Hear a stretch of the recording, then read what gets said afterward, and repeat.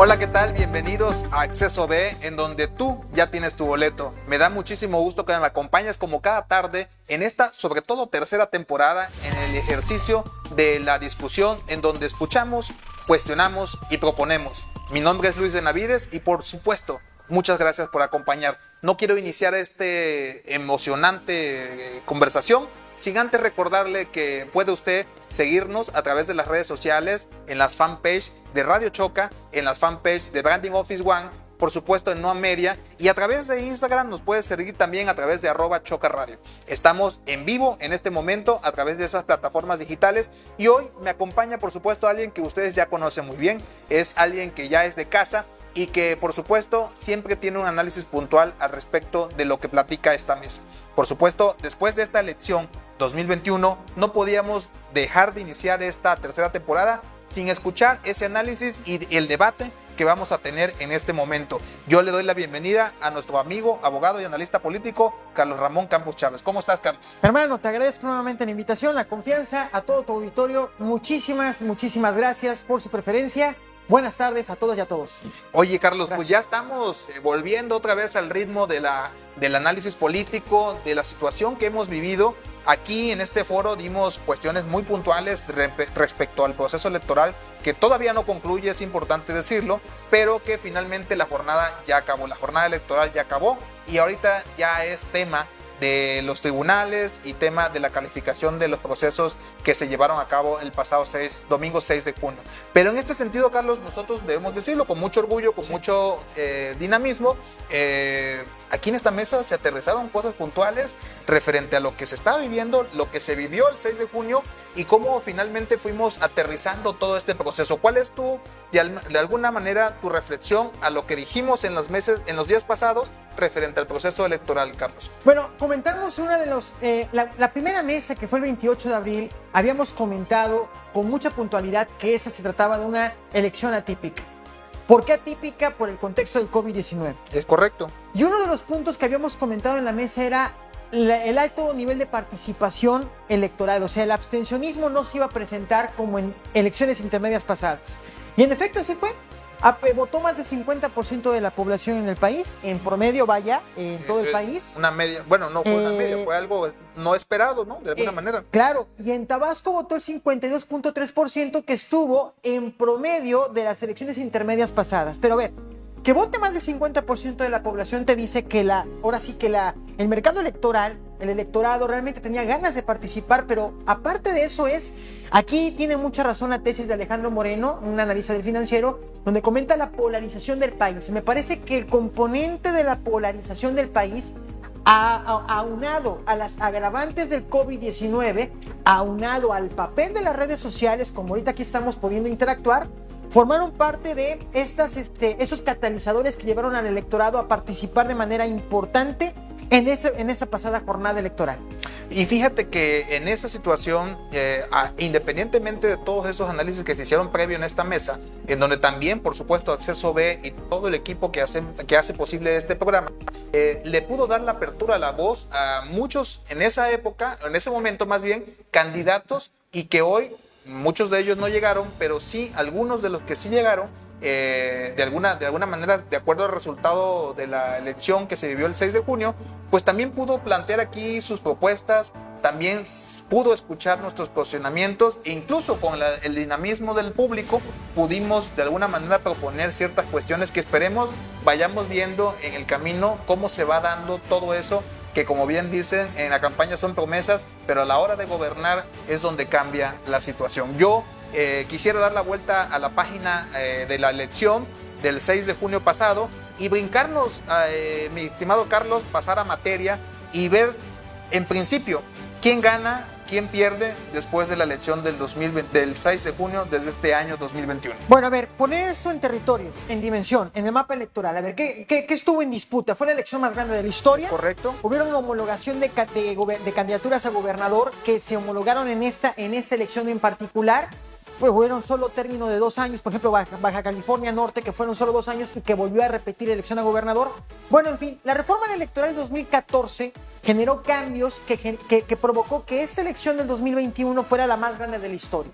De entrada, tenemos aquí una elección general, federal, y local de manera muy importante. Ahora bien, aquí comenté el último día, 4 de junio, previo al día de la jornada electoral, que aquí iba a ganar quien no perdiera tantos espacios. Entonces, partamos de la pregunta, ¿quién perdió más y quién ganó más territorio? En términos numéricos se ve claramente que Morena avanza en el posicionamiento del territorio electoral.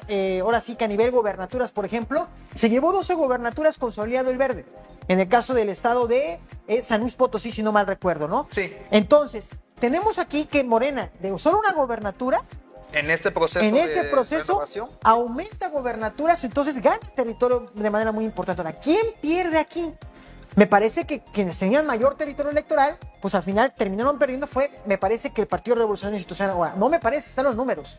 De las gobernaturas que tenía el PRI, pierde la mayoría. Más del 50%. Entonces, el PAN pierde solo 2 gobernaturas. Baja Sur y la otra es Chihuahua. Que fueron, Chihuahua sí ganó el PAN. Ganó el PAN. Sí. Ahora bien, aquí es muy... Nayarit perdió el PAN. Entonces, a ver, aquí la pregunta es, ¿quién gana más y quién pierde más? Aquí iba a ganar quien no tuviera lo que tuvo. Morena obtuvo lo que no tenía. Entonces, Morena es el gran ganador de la elección a nivel federal. ¿Pero qué creen? Aquí tengo unos datos puntuales que quiero compartir aquí al auditorio. A ver, de gobernaturas, de 15 gobernaturas, gana 11 Morena. Gobernará ahora 16 gobernaturas. Municipios, muy importante. De los 100 municipios más poblados, va a gobernar 52 municipios. Congresos locales. Va a tener una mayoría importante, pero pierde la mayoría de un congreso local, de 19 a 18. Y ciudades capitales, que también es muy importante, baja de 14 a 13 ciudades capitales.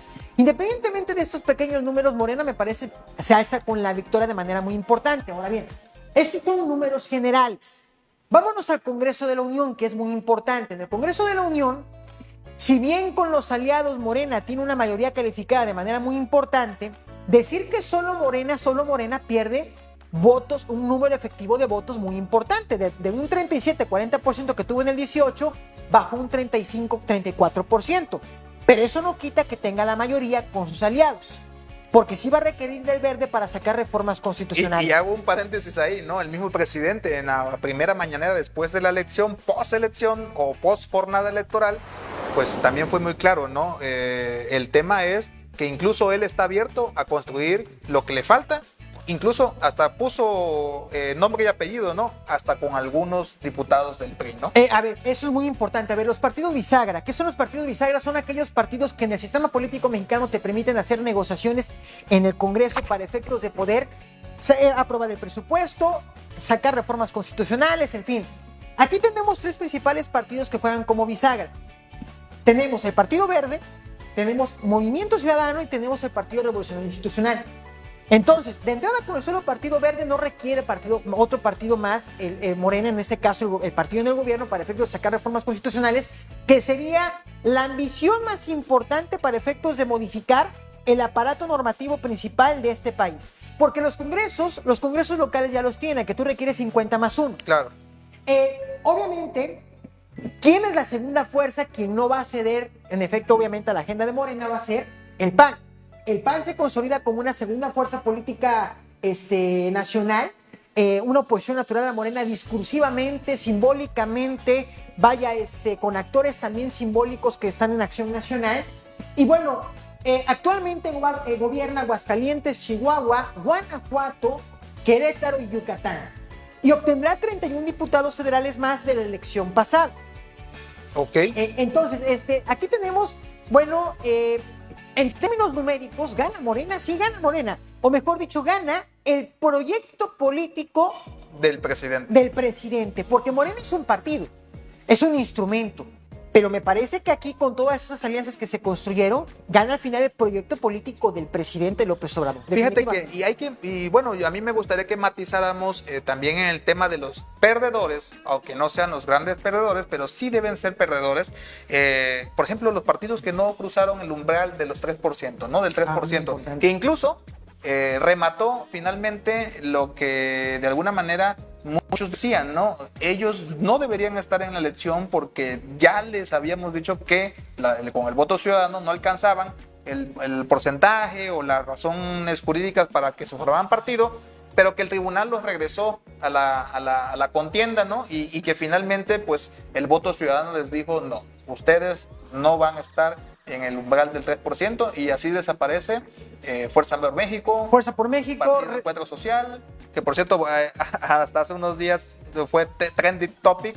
Ojalá hubieran querido ser trending topic en el proceso de la jornada electoral, pero pues ahorita fue trending topic porque no pagaba al community manager y les regresó todo lo que tenía que regresarles con su filosofía, de alguna manera partidista, ¿no? Y bueno, en otro tema, ¿qué otros partidos no cruzaron ese umbral? Redes sociales progresistas, Fuerza por México.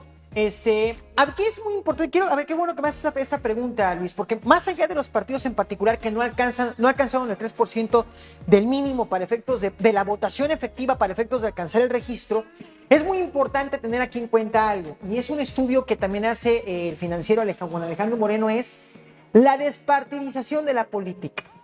La gente sí está participando en política, que era antes el discurso, cuando estaba muy partidizada la política, cuando tú te identificabas, el electorado se identificaba con un partido político. Hoy en día, el ciudadano o la ciudadana, solo el 20%, menos del 20% se identifica con una fuerza política como tal. Aproximadamente. Hay una crisis de partidos y hay una despartidización de la política. Eso es muy importante comentarlo. Y además entonces, el discurso del presidente. ¿Y por qué comentar esto? Porque al final de cuentas quienes votaron, que fue más del 50% en esa elección, eligió una fuerza política. Pero estoy seguro que aquí no solo eligieron una fuerza política y un proyecto político, sino también aquí eligieron al personaje, a la figura en el territorio. Y tenemos, por ejemplo, casos sorpresa, entre comillas, como el caso Nuevo León, como un partido Movimiento Ciudadano hace 6 años no obtuvo más del 3%, 4% para la elección a gobernador, y hoy en día tuvo el 36% por un factor de un personaje que generó un ruido muy interesante en las redes sociales, desde el Congreso local, después Senado de la República, que le permitió alzarse con la gobernatura. Y así nos podemos ir en varias partes del país donde la partidización de la política, o sea, el partido político como tal, ya no es un referente nada más, y hablo de los partidos tradicionales para alzarte con la victoria. Obviamente, ¿qué es lo que observamos en el mapa electoral a nivel nacional? Es alternancias. Es un término muy importante, o sea, la gente votó por un cambio, porque las gobernaturas que se perdieron estaban en los partidos tradicionales. Entonces, yo aquí lo comenté en semanas pasadas, Luis, y lo reitero. El discurso antisistema está vigente. Y Morena es un discurso o es un partido antisistema. Es un partido opositor. Y lo irónico es que es un partido opositor antisistema dentro actualmente de la máxima, de alguna manera, de la máxima línea de gobierno del país. Exactamente, pero a ver, vayámonos a la Ciudad de México. Pasó, digamos que lo mismo, pero al revés. Porque lo que vimos en la Ciudad de México, más allá de lo que se pueda decir que pasó en los subterfugios, ahora sí que dentro de la operación política en la Ciudad de México, vimos un voto antisistema contra el gobierno. Sí, es correcto. Porque perdieron la mitad de las delegaciones muy importantes y también perdieron una buena parte de la Asamblea Legislativa dentro del aparato gubernamental de lo que representa la Ciudad de México. Y que lo habíamos platicado aquí, ¿no? Finalmente aquí se analizó en alguna mesa de los viernes, tradicionalmente en el proceso electoral, que platicábamos de cómo iba a hacer un impacto importante todo esto que se generó a partir de la línea 12 del metro, ¿no? Ah, claro.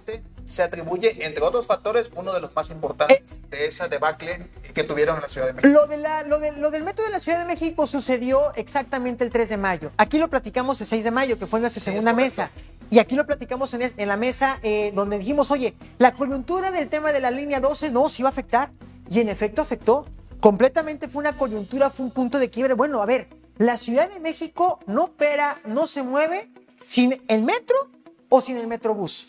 O sea, la movilidad en la Ciudad de México es una necesidad primordial, principal para toda la población. Entonces, yo no que haya afectado, pero por supuesto que afectó, por supuesto. Vaya, la Ciudad de México realmente no es tan grande. Lo que hace la Ciudad de México es la población. Es una zona metropolitana, y digo que no es tan grande porque como tú te trasladas por vehículo, puedes llegar de manera muy práctica dentro de la Ciudad de México a muchos lugares. El tema es el tráfico dentro de la ciudad. Por eso la movilidad es una gran necesidad. Pero a ver, vayamos aquí al punto importante, Luis. Las coyunturas importan, y aquí lo comentamos, las campañas iban a importar y pesaron. Independientemente de que Morena ganó, en un estudio que realizó una consultora, y sin patrocinio, pero respetando la fuente que es Integralia, generando un mapeo de cómo gana Morena varios estados, cuando vemos a la fuerza opositora, realmente la fuerza opositora creció en varias partes del país, Sí, claro. pero no les alcanzó.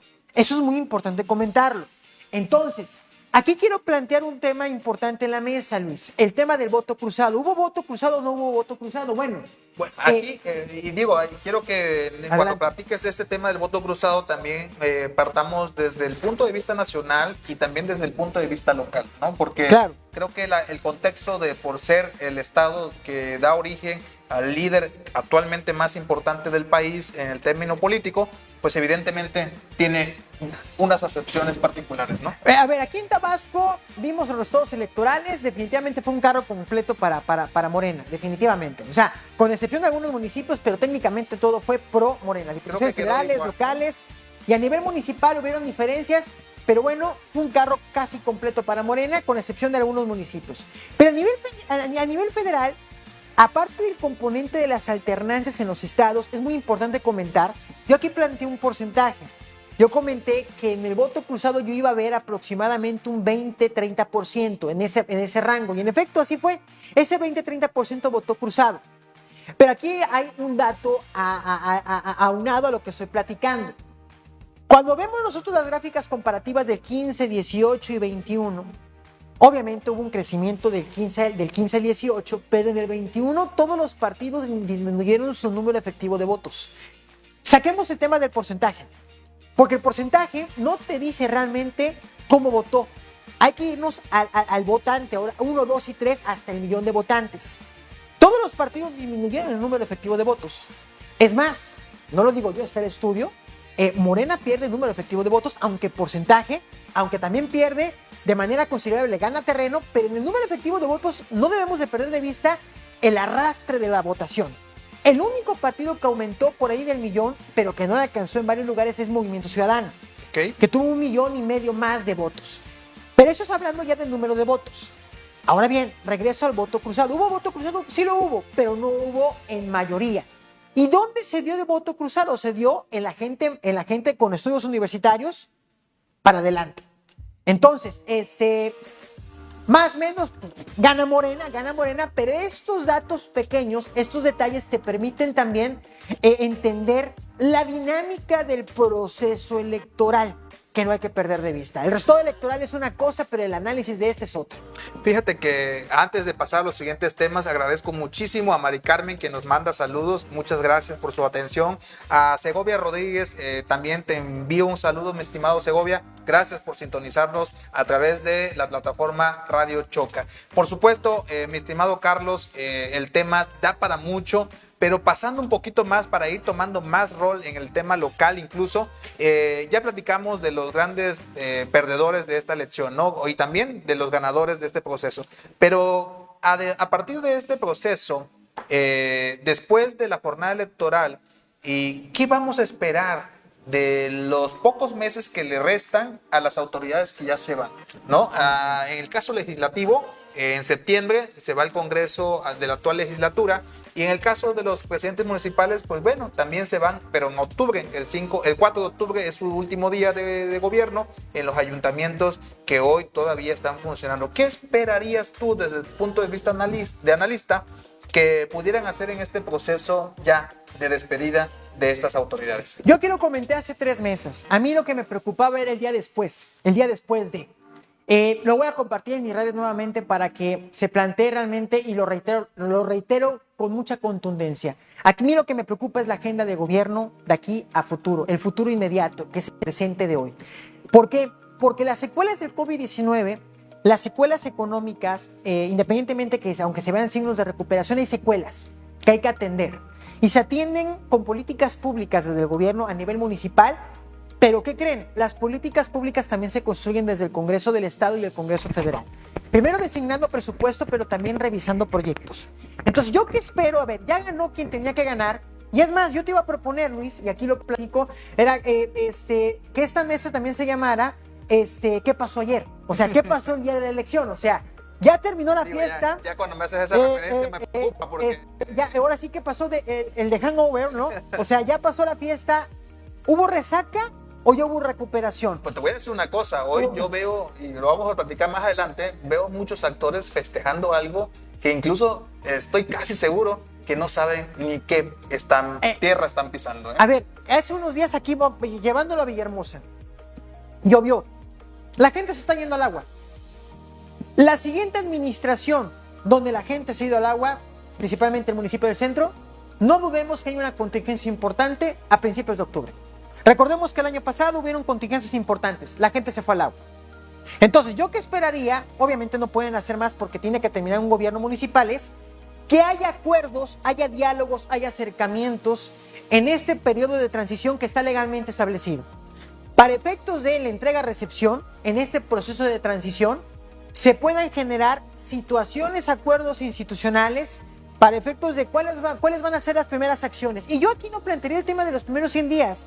Es una falacia. Los primeros 100 días, y mucho menos en los tiempos donde la política hoy en día avanza a tiempos mucho más rápidos que los de antes. A ver, tenemos que construir una agenda más que de 100 días, de 6 meses, que te permite, inclusive 9 meses, que nos permita entender cuáles van a ser las primeras acciones a seguir de los ayuntamientos que van a llegar a los nuevos gobiernos. Y a nivel Congreso del Estado a mí lo que me preocupa es el tema de las cuentas públicas. ¿Qué cuentas se van a reprobar y qué cuentas se van a aprobar? Porque el Congreso del Estado y de la Unión, principalmente del Estado, están para revisar cuentas, no solo para hacer leyes. Entonces, el presupuesto se tiene que vigilar no solamente con ingresos y egresos, sino es también de esos proyectos, el impacto que hayan tenido en las comunidades, de tal suerte que las políticas públicas realmente lleguen a la población. Y aquí lo comentamos en la mesa, Luis, meses atrás.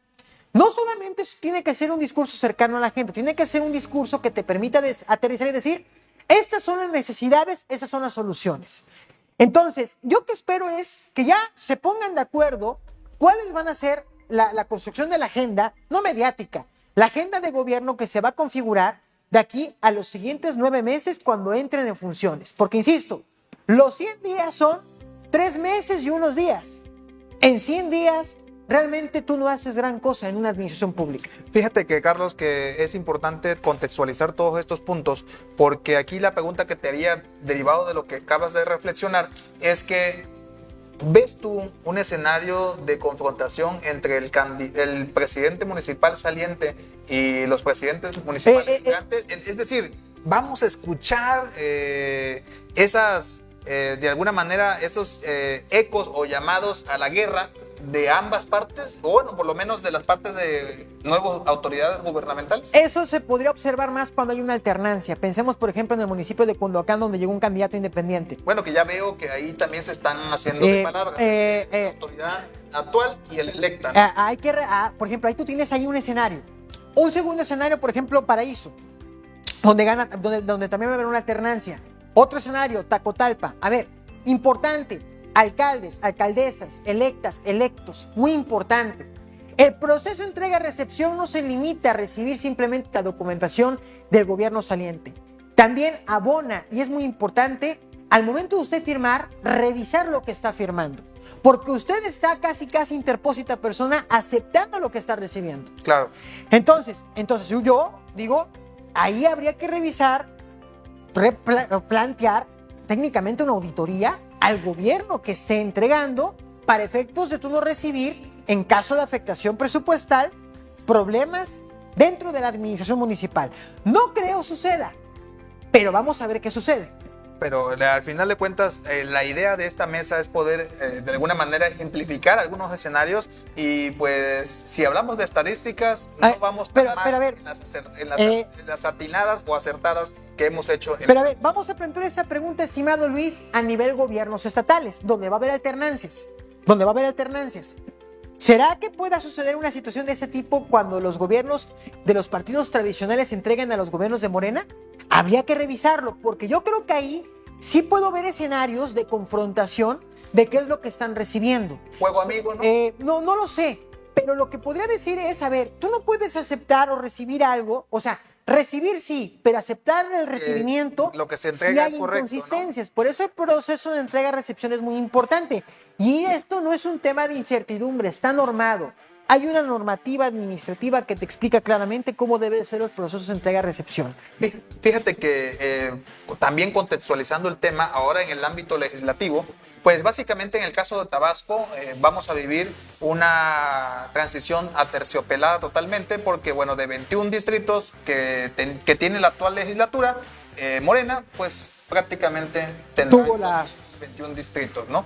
Entonces, aquí la única diferencia es que se anexa un nuevo partido dentro de ese algoritmo en el tema de pluris, porque dentro de la oposición, pues esta vez el Movimiento Ciudadano recuperó su 3%, sí, y eso le va a permitir tener por lo menos hasta ahorita un diputado de representación proporcional. Pero de ahí en fuera todo lo demás prácticamente está igual, ¿no? Y hago sí, referencia a esto porque tú lo planteabas hace un momento, el tema de las cuentas públicas, ¿no? Claro. Y al legislativo le toca, además de las cuentas públicas, que también te quiero poner sobre la mesa, el presupuesto que viene. Bueno, al final de cuentas, aquí en el Congreso del Estado a nivel local, la mayoría lo tiene el partido en el gobierno. Entonces no digo que vaya a haber situaciones dentro de, pero al final de cuentas aquí la gobernabilidad institucional está desde el Congreso está garantizada.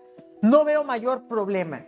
Y para pasar a otro punto, yo te pregunto también algo importante que nos han dicho el auditorio. También, por cierto, agradezco a Cris Arias que se nos unió vía Instagram. Muchas gracias por estar escuchándonos a través de Instagram, a través de la plataforma de radio, de Choca Radio, ahí se llama, ¿no? Pero bueno, Carlos, también importante contextualizar.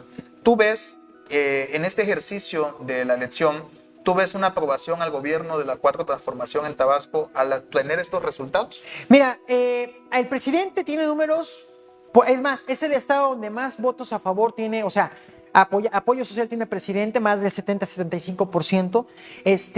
Entonces, a ver, más allá del gobierno estatal y municipal, me parece que la agenda del presidente sí está permeando comunitariamente en el estado. O sea, influyó definitivamente, o sea, se siente que hay un presidente tabasqueño, se siente. Y la gente salió a votar de manera importante y le dio otra vez el voto de confianza al personaje que es López Obrador, pero también al proyecto que representa Andrés Manuel López Obrador. Entonces, hay un voto de confianza, porque al final aquí hay un liderazgo que lo representa el presidente desde el Palacio Nacional.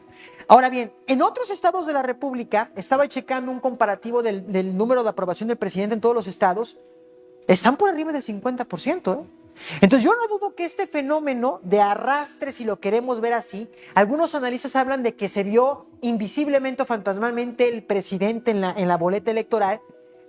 No dudo que estas victorias en gobernaturas y en congresos estatales haya permeado la agenda del presidente a nivel nacional. Obviamente, insisto, a nivel número efectivo de votos pierde votos Morena, sí es cierto. Y si yo fuera analista del partido Morena, oye, hay que decir que perdimos votos del 18, por supuesto, pero ganaron territorio político electoral porque los otros partidos, y lo comenta algunos liderazgos de la oposición, lo reconocieron. ¿Qué elección vieron? No ganamos realmente la elección. O sea, la alianza per se como tal no gana la elección como ellos hubiesen querido ganarla. Por ahí escuchaba un liderazgo de un partido político decir que habían ganado 8 gobernaturas. A las 6:30, 7 de la noche, yo pregunto, después de todo electoral, del PREP, de los números oficiales, ¿cuáles 8 gobernaturas? Claro. Entonces, quedan de alguna manera señalados o ridiculizados. Sí, desafortunadamente. Tema político, ¿no? Exactamente. O sea, aquí tenemos que... A ver, vámonos a Estados Unidos, vaya. En Estados Unidos dilataron los candidatos hasta las 8 o 9 de la noche a salir a dar una declaración. El primero, sí recuerdo que fue Biden, después fue Trump, porque no había resultados oficiales hasta el día siguiente, inclusive el miércoles de esa semana. Ya ves que tuvimos nuestra mesa de análisis, Luis, porque hubo un voto también, un voto correo electrónico, un voto, perdón, por correo, donde tardó a llegar al conteo de las secretarías de Estado a nivel estatal, y obviamente el conteo iba a delatar. Ese sistema no existe en México, pero aquí el punto importante que quiero destacar es, yo me esperaría a que los resultados salieran y de ahí dar una declaración y que no sea al revés. Porque claro, lo que pasó fue pues una evidenciada de la poca seriedad de información a la mano para efectos de decir el diagnóstico o el balance del resultado electoral. Fíjate que aquí nos saluda Samuel Olán, estimado Samuel Olán, y te dice, te retribuye más bien quiero interpretar que así lo dice Samuel Olan, ambientalista, por cierto, experto en ese tema. Dice, avances a 6 meses permiten conocer cumplimiento de metas del Plan Municipal de Desarrollo, que tienen hasta febrero de 2022 para presentarlo. En ese sentido, él habla de que, bueno, el tema de la cuestión de los 100 días es un poco efímero, pero un avance de 6 meses sí permite tener una idea de ver cuáles cosas se cumplieron y esos mecanismos efectivamente, y coincido con el estimado biólogo Samuel Olan, que evidentemente el mismo Plan Municipal de Desarrollo se encuentra las formas de medir qué se hizo bien y qué se hizo mal. Valdría la pena plantearle a estas autoridades que van a punto de salir si han concretado o no sus metas que ellos mismos plantearon en ese proceso del Plan Municipal de Desarrollo. Una de las críticas que yo comenté aquí en la mesa y que se analizaron las agendas de las propuestas de campaña, que sabemos que eso no es una variable determinante en una campaña electoral, pero era muy importante revisarlas y analizarlas, era que casi todas las plataformas eran muy parecidas. Lo que cambiaba era el tono discursivo y la bandera que las abanderaba, y obviamente los personajes que la llevaran. Aquí lo que yo recomendaría, y lo comenté hace 3 meses también, es qué conceptos tiene de la agenda municipal de desarrollo los que ganaron en la elección, en su elección municipal. Porque a partir de las prioridades construyes ya líneas de acción en particular. Y a partir de eso construyes una agenda municipal de desarrollo. Y aquí lo comenté también claramente. No puede haber crecimiento sin desarrollo. Tú no puedes inclusive cobrar impuestos si no hay un desarrollo económico y social garantizado. ¿Qué vas a cobrar? ¿A quién le vas a cobrar? ¿De dónde les vas a cobrar? Obviamente aquí no hablamos de una agenda fiscal municipal, sino hablamos de empoderar a la comunidad fuera del gobierno para efectos de que se contribuya a un desarrollo comunitario de lo social para potencializar a los municipios. Pero a ver, aquí los conceptos son claves, pero también aquí tenemos que entender, y aquí lo comentamos en las mesas anteriores, yo veo una problemática, o sea, veo que hay altas expectativas, y aquí lo comenté también. No construyamos falsas expectativas, no construyamos escenarios sobre arena, porque realmente es tan complicado lo que está pasando en los municipios que es muy poco el tiempo para solucionar los problemas estructurales que tienen.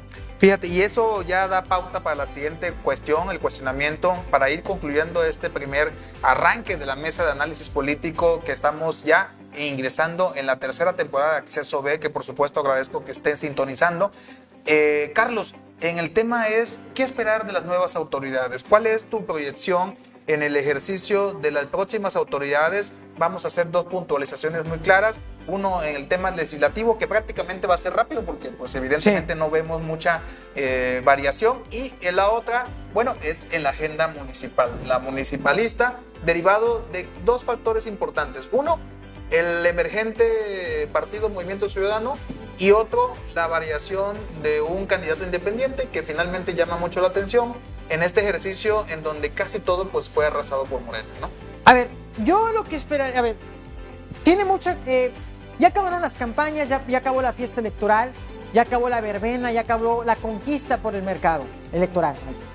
Aquí ahorita el tema es más serio, porque la desconfianza de las democracias se debe por los malos gobiernos. Es una realidad. El PRI se va en el 18 por una mala administración y la gente lo acreditó. Las clases medias votaron por una opción política que en este caso fue Movimiento de Regeneración Nacional, Juntos Haremos Historia. Hoy en día, uno de los grupos sociales más afectados dentro del proceso pandémico es porque no ha terminado el COVID, Luis. Claro, hay que decírselo a la gente. Hay que seguirnos cuidando. Miren, aquí traigo un cubreboca. Terminando de esto, yo me pongo mi cubreboca y me paso y me retiro y me voy a mi casa. Es muy importante comentar lo siguiente. La pandemia no ha terminado. Entonces, las secuelas continúan. A nivel empleo, a nivel social, a nivel educativo. Estamos dentro de un proceso de transformación y va a ser más profundo porque es un proceso lento. Entonces, las clases medias son las más afectadas junto con las clases más empobrecidas del país. La pregunta que yo tengo en términos generales como ciudadano es, ¿dónde van a quedar los proyectos de vida de miles y millones? Y no hablo desde una lógica de victimismo, no. tenemos que empoderar a la sociedad fuera de la administración pública generando condiciones. Entonces, las administraciones, las gestiones públicas desde lo político, porque la política es muy importante, la política con P mayúscula, diría Felipe González, primer ministro del gobierno español en la época de la transición española, en la construcción democrática de su país, es recuperar la política para construir condiciones y empoderar a la sociedad, al ciudadano en la comunidad. A eso tendrían que aspirar las y los gobiernos que quedaron electos. Y no simplemente ser cortoplacistas, 3 años, 1 año, 100 días.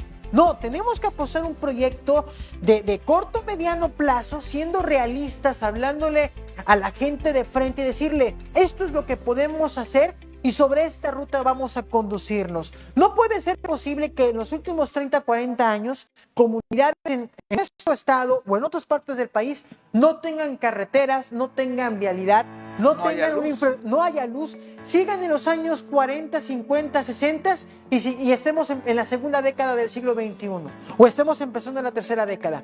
No es eso, no puede ser aceptable en esta época, que se habla tanto de lo digital, pero seguimos con problemas del siglo pasado. Entonces, yo espero realmente que atiendan a la realidad, se hable a la gente con la verdad y realmente construyan equipos de gobierno con gente capaz y competente. La competencia no se limita con un tema constitucional, la competencia también es un tema de aptitud y actitud en la administración pública. Y a eso yo espero que puedan aspirar en un mínimo de calidad, porque no pido que me lo regalen, no lo regalen. Es el mínimo, es obligación para poderle cumplir a la ciudadanía de frente. En el estricto sentido del ejercicio público, yo veo y yo soy de los que opina que en el contexto de las promesas el ejercicio de gobierno cambia, pero el ejercicio de gobierno tiene que ser de alguna manera siempre vigilado, evaluado con base a lo que el próximo gobernante está poniendo sobre escrito, sobre la letra, sobre el papel, de qué es lo que va a hacer con puntos claros, específicos, para que de alguna manera los ciudadanos podamos decir, bueno, incluso de partir desde ayudar a ese gobierno a hacer que las cosas sucedan, pero también de cuestionar en el momento de que no se lleve a cabo eso que se dijo que se iba a hacer cuando se dijo que lo iban a lograr, ¿no? Entonces yo creo que esa parte es importante y en este escenario me gustaría que tú concluyeras este último aspecto de la política analítica que estás planteando, cómo poder hacer un buen gobierno derivado de estas condiciones en las que estamos de alguna manera todos sumergidos. A ver, necesitamos aquí de buenos diagnósticos y el diagnóstico no se limita a decir lo que está mal, es analizar por qué está mal lo que está mal. Y decir cómo se puede resolver. Exactamente, porque no hay solución si no hay un conocimiento de la causa del problema. Entonces, ahí se requieren equipos interdisciplinarios, no solamente compadrazgos, que permitan construir buenos diagnósticos para pasar a soluciones correctas y concretas a la problemática de la ciudadanía.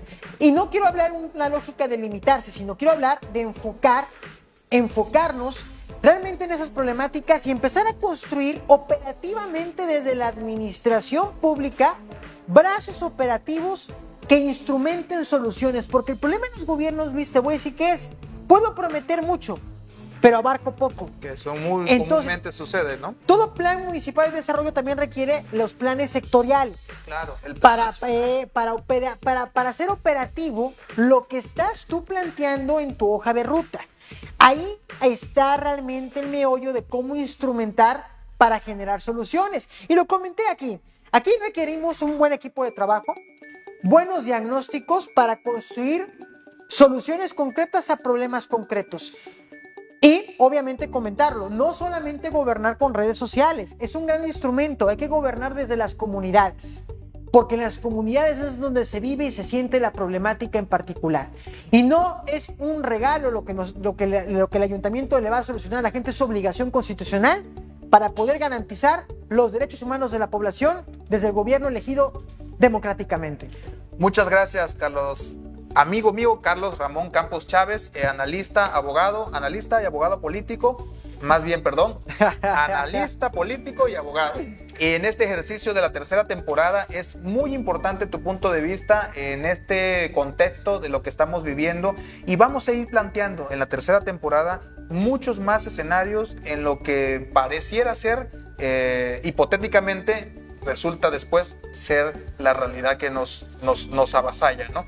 En este sentido, vamos a platicar en esta tercera temporada de cuestiones económicas, cuestiones sociales y demás. En la próxima semana estaremos sintonizándonos a través de la experiencia, del análisis de un personaje egresado del ITAM, economista y por supuesto emprendedor, que por supuesto me va a dar mucho gusto que ustedes lo conozcan a través de Acceso B. Y mañana también, Carlos, te comento, gracias, vamos a tener un programa especial por el Día del Padre del próximo domingo, en donde vamos a platicar de dos temas importantes, ¿no? El tema de la concepción de la palabra éxito y de cómo podemos imaginarnos a los padres de hoy en día, hablo de los padres de familia de hoy en día, en el contexto de si son o no son padres de éxito en este nuevo mundo que a partir del COVID cambió totalmente su forma de ver las cosas. Por eso, en Acceso B es muy importante que nos acompañes en todo momento en estos programas que finalmente se hacen y se buscan que sirvan a ustedes.